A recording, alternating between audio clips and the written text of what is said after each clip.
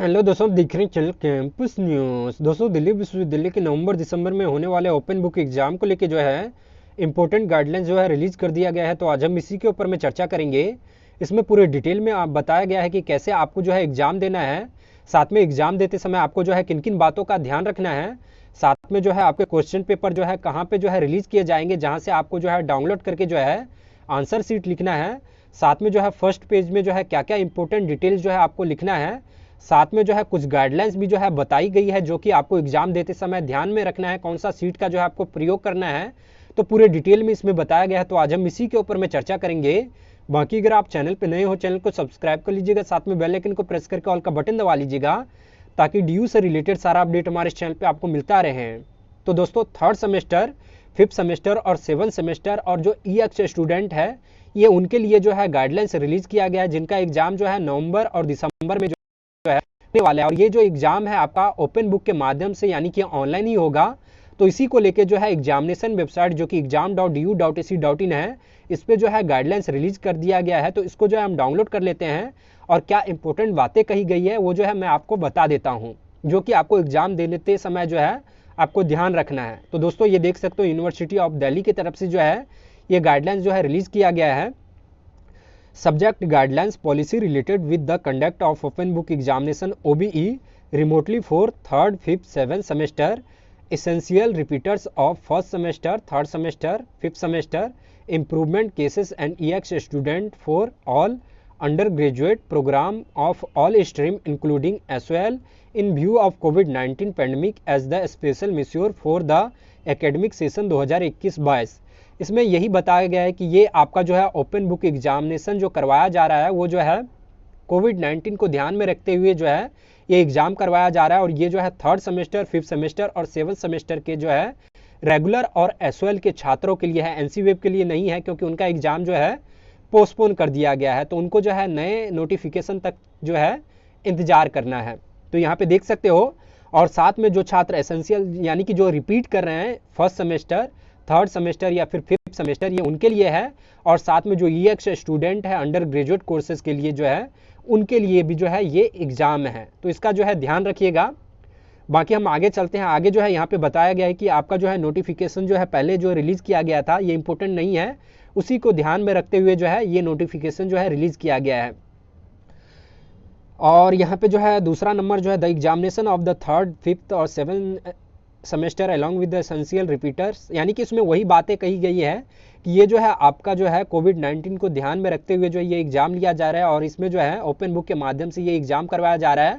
Third semester, fifth semester और seven semester के छात्रों का। और साथ में जो फर्स्ट सेमेस्टर, थर्ड सेमेस्टर और फिफ्थ सेमेस्टर के जो छात्र हैं वो जो है इंप्रूवमेंट दे रहे हैं, उनके लिए जो है ये एग्जाम है। तो ये जो है वही बातें हैं सेम टू सेम, जिनका जो है एग्जामिनेशन फॉर्म जो है ऑलरेडी जो है रिलीज कर दिया गया है, यानी कि रेगुलर वाले ने तो ऑलरेडी भर दिया होगा, लेकिन जो SOL के छात्र हैं उनके भी जो है SOL के वेबसाइट पे जो है स्टूडेंट डैशबोर्ड में जो है रिलीज कर दिया गया है, जो अभी आपसे फॉर्म फिलअप करवाया जा रहा है, जिसमें आपको जो है सब्जेक्ट जो है अपना सेलेक्ट करना है, यानी कि सब्जेक्ट सेलेक्ट करके आपको जो है फीस पे करना है, वही जो है आपका एग्जामिनेशन फॉर्म है। तो आपको जो है कोई भी कन्फ्यूज होने की कोई ज़रूरत नहीं है। बाकी अब हम तीसरे नंबर पे चलते हैं। For EX student essential repeaters and the student applying for improvement of their performance, यानी कि कौन से छात्र जो हैं इसमें इम्प्रूवमेंट कर सकते हैं, ये जो है इसमें ये बताया गया है। The EX student shall follow the schedule date sheet of examination as per year of examination, यानी कि जो है आपका डेट शीट भी जो है जो रिलीज़ किया गया है वही सेम टू सेम है इस ईयर का। तो वो जो है आपको ध्यान रखना है, जो कि आप एग्जामिनेशन वेबसाइट पे जाके देख सकते हो। The final year student who back in ER essential repeat in their previous semester shall reappear for the same as the schedule of the examination along with the fifth semester examination, यानी कि जो previous year के जो repeaters हैं या फिर जिनका जो है जो इम्प्रूवमेंट देना चाहते हैं फिफ्थ सेमेस्टर के छात्र, वो जो है इसमें जो है दे सकते हैं, अपना रिपीट कर सकते हैं, ये जो है ये कहा गया है। साथ में the second year student who back in year essential repeater there previous semester, यानी कि जो सेकेंड ईयर के यानी कि थर्ड सेमेस्टर के छात्र हैं उनका जो है पिछले सेमेस्टर में बैक आया था या फिर किसी सब्जेक्ट में अगर आप रिपीट करना चाहते हैं तो वो भी छात्र यहाँ पे जो है रिपीट कर सकते हैं।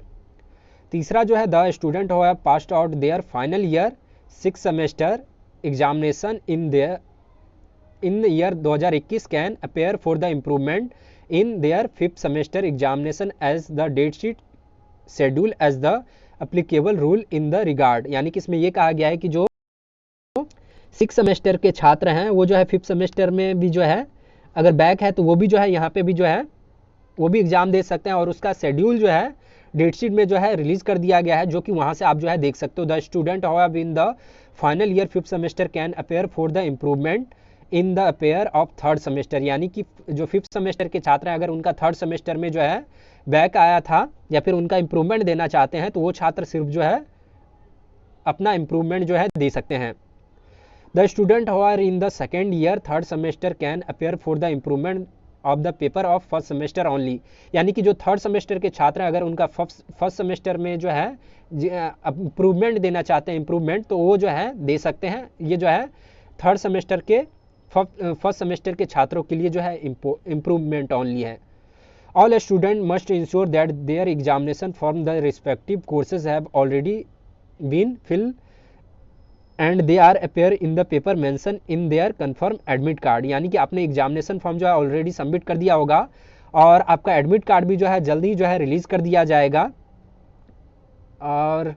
यही कहा गया है the admit card shall be available on the university website before the commence of the examination. The student shall be download printed the same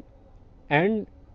proceed where required by the college university. A student must ensure that the information printed on the admit card is correct, likely enrollment number in the Hindi। यानी कि इसमें यह कहा गया है कि आपने जो है एडमिट कार्ड जो है एग्जाम से कुछ दिन पहले जो है रिलीज कर दिया जाएगा, फिर जो है आप डाउनलोड कर सकते हैं या फिर जो है प्रिंट आउट भी जो है उसका करवा सकते हैं, जिसमें आपको जो है अगर कोई गलती होता है तो आप जो है कॉन्टैक्ट भी जो है कर सकते हो डिपार्टमेंट या फिर कॉलेज से। तो ये जो है इसमें कहा गया है। बाकी आगे जो है the student should remind the contact with their college institute and visit the university college institute website regularly. The college institute may use officially email update college website SMS service messaging app like WhatsApp ETC for sending important information to their student. यानी कि इसमें यह कहा गया है कि आपको जो है ज़रूरी अपडेट होगा या फिर कोई जो है दिक्कत है या फिर कोई कन्फ्यूजन है तो आपके जो है अपने कॉलेज और डिपार्टमेंट के वेबसाइट जो है वहाँ पे चेक करते रहें। वहाँ पे जो है सारी जानकारी आपको जो है मिलती रहेगी, अपडेट जो है आपको मिलता रहेगा। या फिर जो भी आप कॉलेज में हैं या फिर डिपार्टमेंट या फिर इंस्टीट्यूट में पढ़ रहे हैं वहाँ पे जो है अपने व्हाट्सएप ग्रुप होगा, इसके माध्यम से आप जो है अपने टीचर या फिर डिपार्टमेंट कॉलेज के टच में जो है रहें। यही जो है इसमें कहा गया है। इस college institute shall be uploaded on mobile number and email ID nodal officer on the college institute. इसमें यह कहा गया है कि सभी कॉलेज के जो है या फिर सभी इंस्टीट्यूट के जो है नोडल ऑफिसर के जो है मोबाइल नंबर और ईमेल ID जो है वेबसाइट पे रिलीज़ किए जाएंगे, जहां से अगर आपको जो है एग्जाम देते समय कोई दिक्कत होता है या फिर कोई क्वायरी आप पूछना चाहते हैं तो वहाँ पे जो है पूछ सकते हो। 8वां जो इंपॉर्टेंट बातें है इसमें यह कहा गया है कि आपको जो है फर्स्ट पेज पे जो है क्या क्या इंपॉर्टेंट बातें जो है लिखनी है, और साथ में जो है कुछ बातें जो आपको नहीं लिखनी है जो छात्र बार बार लिख देते हैं उसी के बारे में कहा गया है। तो यहाँ से आप जो है देख सकते हो on first page the student shall write the following details provide any other personal information like email ID। यानी कि इसमें यह कहा गया है कि ये जरूरी डिटेल्स जो है आपको फिलअप नहीं करना है, जिसमें जो है अपना ईमेल ID है पर्सनल डिटेल में, साथ में जो है मोबाइल नंबर है, आपका नाम है, कॉलेज नाम है, तो ये सब जो है आपको फिलअप नहीं करना है। तो ये जो है कहा गया है DU के तरफ से। उसके बाद जो आपको चीज़ फिलअप करना है आपके जो है फर्स्ट पेज पे, उसमें जो है डेट और टाइम जो है एग्जामिनेशन का ये जो है फिलअप करना है। उसके बाद जो है एग्जामिनेशन रोल नंबर जो कि आपके एडमिट कार्ड पे होगा वो आपको फिलअप करना है। उसके बाद नाम ऑफ द प्रोग्राम, यानी कि आप कौन से प्रोग्राम से हो, BA से हो, BCom से हो, BSc से हो, ऑनर्स से हो या फिर प्रोग्राम से हो, ये लिखना होगा। सेमेस्टर आपका कौन सा है या फिर ईयर कौन सा है ये लिखना होगा। फिर जो है यूनिक पेपर कोड लिखना होगा। उसके बाद जो है टाइटल ऑफ पेपर लिखना होगा। तो ये इंपॉर्टेंट बात जो है 6, यही आपको जो है फर्स्ट पेज पे लिखना है। तो इसका जो है ध्यान रखिएगा। 9वीं चीज़ जो है the duration of the examination shall 4 hour of the within 3 hour shall be given to the student answering the question and the remain 1 hour shall be, यानी कि इसमें मोटा मोटी ये कहा गया है कि आपका एग्जाम जो है टोटल आपका 4 घंटे का लिया जाएगा, जिसमें आपको जो है 3 घंटे जो है आपको आंसर सीट जो है आंसर लिखने के लिए दिया जाएगा, और एक जो घंटा मिलेगा उसमें आपको जो है क्वेश्चन पेपर अपना जो है डाउनलोड करना है और वापस जो है स्कैन करना है, पीडीएफ बनाना है और उसको जो है अपलोड करने का जो है 1 घंटा एक्स्ट्रा दिया जाएगा।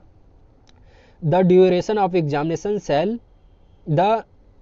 6 hour for the student belonging to the divyang PWBD category, यानी कि इसमें यह कहा गया है कि जो दिव्यांग छात्र हैं उनके लिए जो है 6 घंटे का जो है ये एग्जाम होगा, तो इसका भी जो है आपको ध्यान रखना है। Important in the case of poor internet connectivity any, इसमें जो है मोटा मोटी ये कहा गया है कि अगर आपका जो है इंपॉर्टेंट बातें हैं, इसमें यही कहा गया है कि अगर आपका जो है किसी कारण से जो है इंटरनेट काम नहीं करता है या फिर जो है दिक्कत होता है, यानी कि स्लो काम करता है, तो ऐसे में जो है आपको 3 घंटा दिया जा रहा है, यानी कि आंसर लिखने के लिए 1 घंटा जो है आपको क्वेश्चन पेपर डाउनलोड करने के लिए, अपलोड करने के लिए, और साथ में जो है आपको 1 घंटा यानी कि 60 मिनट जो है और एक एडिशनल 1 घंटा दिया जाएगा, जिसमें अगर आप जो है अपना जो है इंटरनेट ना चलने के कारण या फिर स्लो चलने के कारण जो है अपलोड नहीं कर पाते हो, तो आप जो है इस 1 घंटे के अंदर जो है अपलोड कर सकते हो अपने जो रजिस्ट्रेशन जो पोर्टल रिलीज किया जाएगा उस पर। और फिर आप से जो है अपना अपलोड नहीं करते हो इस एक एक्स्ट्रा घंटे में, यानी कि 5वें घंटे में भी जो है आप अपलोड नहीं कर पाते हो, तो आपको जो है आधा घंटा और मिलेगा, और इस आधे घंटे में जो है आप जो है ईमेल आईडी जो रिलीज किया जाएगा डीयू की तरफ से, एग्जामिनेशन की तरफ से जो है एग्जामिनेशन ब्रांच की तरफ से, उस ईमेल आईडी पे आपको जो है अगर नहीं कर पाते हैं ये सारे चीज़, तो लास्ट में आपको जो है ईमेल के थ्रू अपना आंसर शीट जो है भेज देना है। लेकिन ध्यान रखिएगा, अगर आप जो है 4 घंटे के अलावा 5वां घंटे या फिर जो है आधा घंटा और जो है लेते हो, तो इसमें जो है आपको कारण भी बताना होगा, यानी कि रीजन, और आपको जो है डॉक्यूमेंट्स भी जो है कुछ जो है सबूत भी देना होगा कि क्यों आपने जो है 3-4 घंटे के अंदर जो है अपना क्वेश्चन पेपर लिख पाएँ और अपलोड कर पाएँ, तभी जो है आपका जो है चेक किया जाएगा। और इसके लिए जो है आपको जो है जो आपके एग्जामिनेशन में जो है चेक करेंगे, उसमें जो है आपको जो कमेटी बना जाएगी, वो जो है आपका पहले जो है चेक करेंगे कि आखिर क्या कारण था। अगर आपका सही रीजन होगा तो आपको जो है रिजल्ट जो है डिक्लेयर कर दिया जाएगा, नहीं तो आपके रिजल्ट को जो है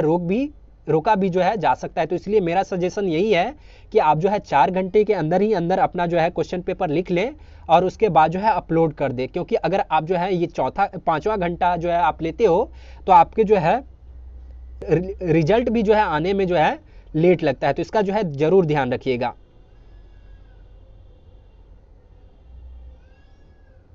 तो इसमें लास्ट में यही कहा गया है कि अगर आप जो है एक्स्ट्रा घंटे का जो है प्रयोग करते हो, तो आपका जो है रिव्यू कमेटी जो है आपका जो है पहले जो है रिव्यू करेगा कि आपने जो है क्यों आप जो है एक्स्ट्रा घंटे का यूज किया है, और सबूत अगर सही होगा तभी जो है आपका रिजल्ट जो है डिक्लेयर किया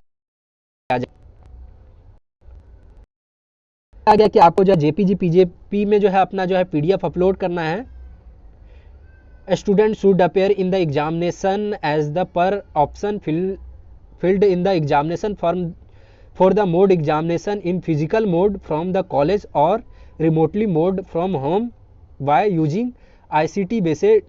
based facilities. So those who are opted the option of the writing examination physical mode have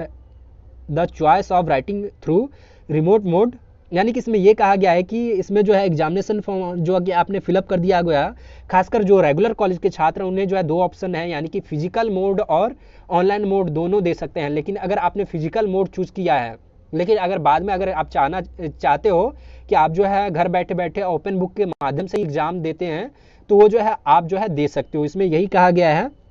ये जो है एसओएल छात्रों को अलाउड नहीं है, उनका जो है ओपन बुक के माध्यम से यानी कि घर बैठे बैठे ही उन्हें जो है देना होगा।